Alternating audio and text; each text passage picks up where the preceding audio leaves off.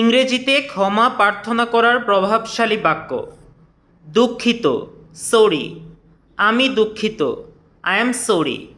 আমি সত্যি দুঃখিত, আই এম রিয়েলি সরি। আমি অনেক দুঃখিত, আই এম ভেরি সরি। দয়া করে আমাকে মাফ করে দিন, প্লিজ ফরগিভ মি। আমি আমার ভুলের জন্য দুঃখিত, I am sorry for my mistake. আমি আর কখনো এ ধরনের ভুল করব না, I will never make this kind of mistake again. আমি আন্তরিকভাবে দুঃখিত, আই সিনসিয়ারলি অ্যাপোলোজাইজ। যদি কেউ ইংরেজিতে সরি বলে, নিচের উত্তরের মধ্যে যে কোনো একটি বলতে পারো। ঠিক আছে, ইটস ওকে। এটা নিয়ে চিন্তা করার কিছু নেই, ডোন্ট ওয়ারি অ্যাবাউট ইট। এটা ঠিক আছে, that's all right.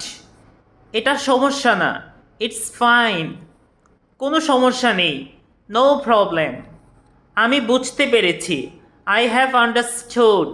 Shahi spoken English এই বইটা এত চমৎকার ভাবে সাজানো হয়েছে যে এই বইটা তোমার একজন সত্যিকারের বন্ধু হয়ে ধাপে ধাপে তোমাকে ইংরেজিতে রাজা করে তুলবে।